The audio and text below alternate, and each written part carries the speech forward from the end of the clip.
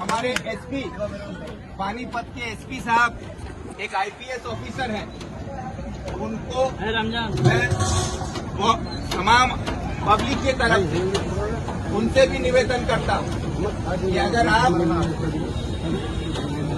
Birth certificate को देश का प्रमाण पत्र मानते हैं नागरिकता का, तो क्या आप अपना बर्थ सर्टिफिकेट पब्लिकली सबको दिखा सकते हैं? हमारे हरियाणा के मुख्यमंत्री, उनसे भी मैं मांग करता हूं कि हमारे मुख्यमंत्री, आप हरियाणा के जनता के चुने हुए प्रतिनिधि हैं और देश के संविधान पर शपथ लेकर आपने देश का संविधान को रक्षा करते हुए देश के कानून को और देश की तरक्की में आगे बढ़ने का वादा किया है। तो जब आप यहाँ पर हैं तो आपसे भी मैं पूछता हूँ कि क्या आपके पास अपना जन्म का प्रमाण पत्र है? अगर सही मायने में देखा जाए तो हमारे देश में जन्म का सर्टिफिकेट को लेकर जो तमाशा किया जा रहा है, ये सर्टिफिकेट हमारे देश में आज पूरे 140 करोड़ आबादी में 10% आदमी के पास भी जन्म का सर्टिफिकेट नहीं है। तो जब 90% देशवासियों के पास बर्थ सर्टिफिकेट नहीं है, तो अगर बर्थ सर्टिफिकेट को ही देश का प्रमाण नागरिकता का प्रमाण पत्र माना जाता है, तो 90% देशवासियों को देश से बाहर निकालना पड़ेगा। क्या ये संभव है? नहीं है। तो इसलिए आप लोगों को भी घबराने की जरूरत नहीं।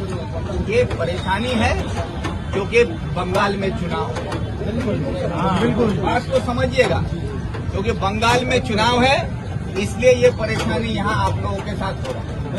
क्योंकि बंगाल में 26 में मुसलमानों का वोट दीदी को पहुंचाना है और हिंदुओं का वोट बीजेपी को पहुंचाना है। तो ये जो एक साजिश के तहत है, इसलिए थोड़ी परेशानी, सियासी परेशानी है।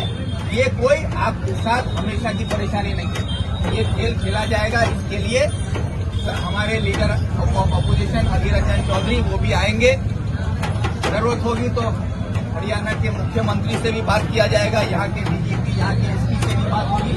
उनको मैंने एक चिट्ठी भेज भी दिया है कि 7 तारीख को हम एसपी साहब से मिलेंगे। आपके हक में जो भी कानूनन और हमारे देश के संविधान के तहत आपके लिए जो भी किया जा सकता है वो काम हम लोग करेंगे। आप लोग बस इतना इत्मीनान रखिए और हमको अपने साथ इस इलाके में आप लोग हमको लेके चलिएगा। बस इतना ही हम कहेंगे ताकि हम लोगों से मिल सकें, हमारी माँ बहनों से मिल सकें, जिस परिवार के साथ गलत हुआ है उस परिवार से मिल सकें, और हमारे जो लीडर ऑफ अपोजिशन यहाँ आएंगे तो उन परिवारों से उनको हम मिला सकें कि ये परिवार के साथ यहाँ पर इस तरह का ज्यादती हुआ है, ये परिवार के साथ ऐसा हुआ, इस आदमी के साथ वैसा हुआ, ताकि उसका नाम हम लोग लिख के यहाँ के मुख्यमंत्री को भेज सके कि ये हमारे इलाके के लोग हैं और जो आपके राज्य में रहते हैं और यहाँ पर इनके साथ पुलिस ऐसा हरदर भी कर रही है। तो ये बताने के लिए आप उन परिवारों से हमको मिलवाइए। ये काम आप लोगों का क्या हो जाएगा?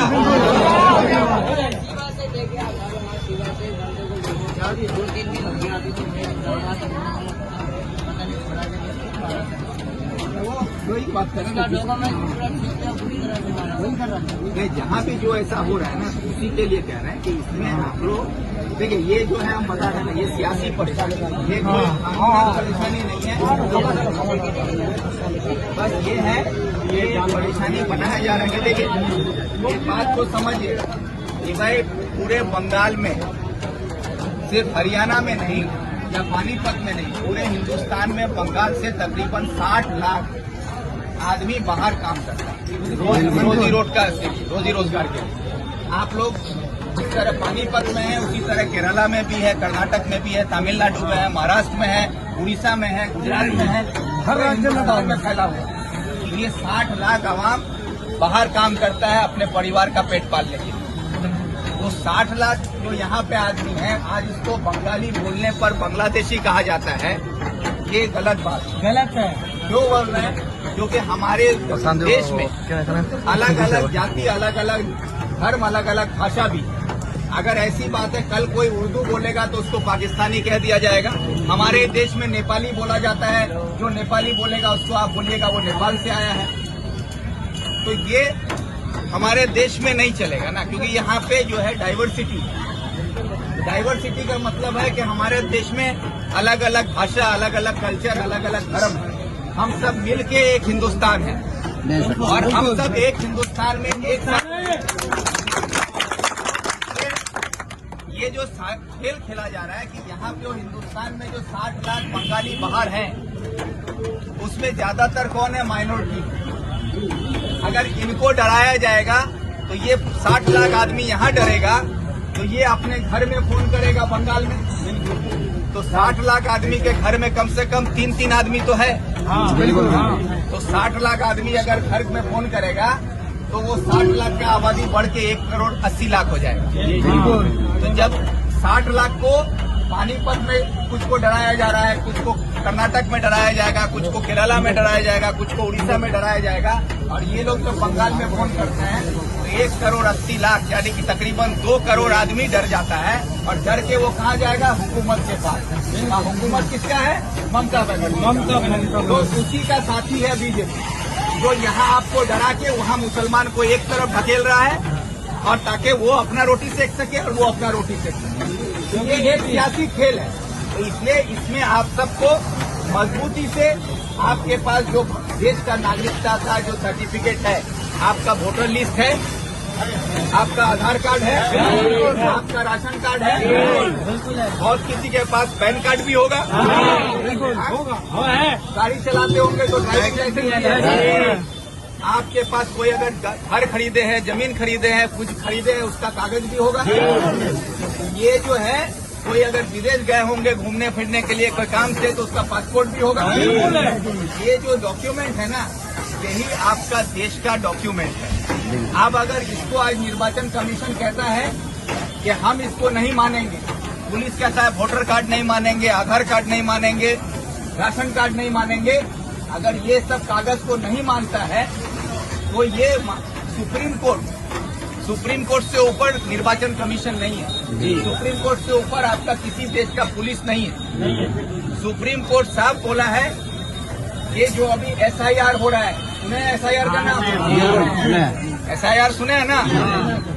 SIR के बारे में सुप्रीम कोर्ट साहब बोल दिया है कि SIR अगर करना है तो आप कर सकते हैं, लेकिन आपको वोटर कार्ड, आधार कार्ड और राशन कार्ड को मानना होगा। बिल्कुल। ये तो कौन बोला है? सुप्रीम कोर्ट बोल रहा है कि आप Aadhaar card, ration card, voter card को आपको मानना पड़ेगा। इसको खारिज नहीं किया है सुप्रीम कोर्ट। सुप्रीम कोर्ट ये नहीं बोला है कि आधार कार्ड नहीं चलेगा। सुप्रीम कोर्ट नहीं बोला है क्या वोटर कार्ड नहीं चलेगा। सुप्रीम कोर्ट बोला है इसको मानना होगा। तो ये बात को समझिए कि जब सुप्रीम कोर्ट इसको अभी तक खारिज नहीं किया है तो निर्वाचन कमीशन का कोई हक नहीं है कि वो इसको खारिज करे। दूसरा सवाल ये उठता है कि अगर वोटर लिस्ट को आज निर्वाचन कमीशन बोलता है हम नहीं मानेंगे, तो भाई जिस वोटर लिस्ट से आप वोट दिए उसी वोट से आपका सरकार बना है। बिल्कुल। अगर मेरा वोट जाली है, मेरा वोटर कार्ड जाली है, तो मेरा वोट से चुना हुआ सरकार भी जाली है। तो मेरा सरकार भी जाली है। अगर मेरा वोटर कार्ड बातिल होगा तो